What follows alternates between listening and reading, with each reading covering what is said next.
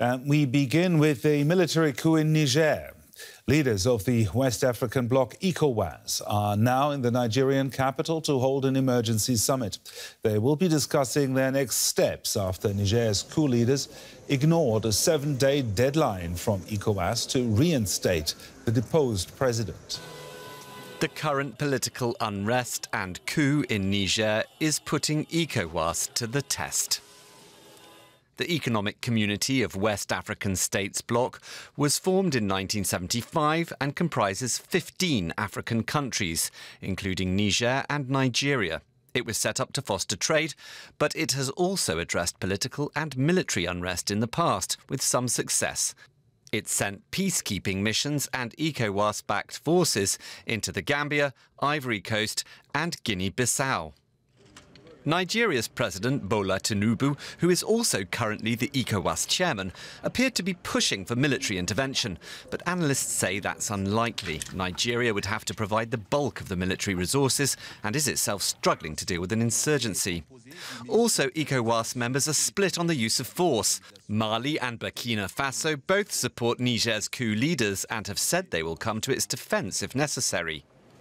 Meanwhile, other countries are backing diplomacy and suggesting ECOWAS extend its deadline for the reinstatement of Niger President Mohamed Bazoum. But mediation attempts have so far been rebuffed by the junta. So the bloc may now look to expand the economic and travel sanctions that it has already imposed. DW reporter Waisu Idris joined us earlier from Nigeria's capital, Abuja, where the members of ECOWAS are meeting at this moment. And he told us what's happened so far. Well, presidents from West African countries and members of ECOWAS have started arriving at the venue of the meeting, which is taking place at the presidential villa, Abuja. They are going to meet on issues that has to do with this impasse on Niger, because whether they are going to take the issue of military intervention or they are going to continue with the economic sanctions and then seeking for bilateral solution through diplomatic means, which has been on, especially from yesterday, what we have seen. Now, ECOWAS is a pretty diverse bloc of countries. What is at stake for them in this standoff with Niger? Yes, ECOWAS is hoping to find solution to this problem as soon as possible, because it is a test for ECOWAS as at the present situation. This is the first time ECOWAS is taking a military intervention in any member country.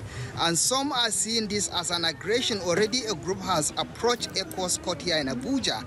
They want the court to declare the military intervention as an aggression against Niger Republic's integrity, because it's a sovereign country. You cannot attack it. You can only improve. You can only use pressure groups, civil rights organizations to restore democracy in that country.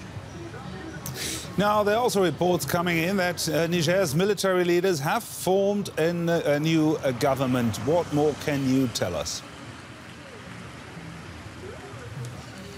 Yeah, the military junta has announced a 10-to-1 Council of Ministers, which is an indication of consolidating of their power, the grip on their power, because they already announced a prime minister who was working for the African Development Bank and has a lot of contacts abroad.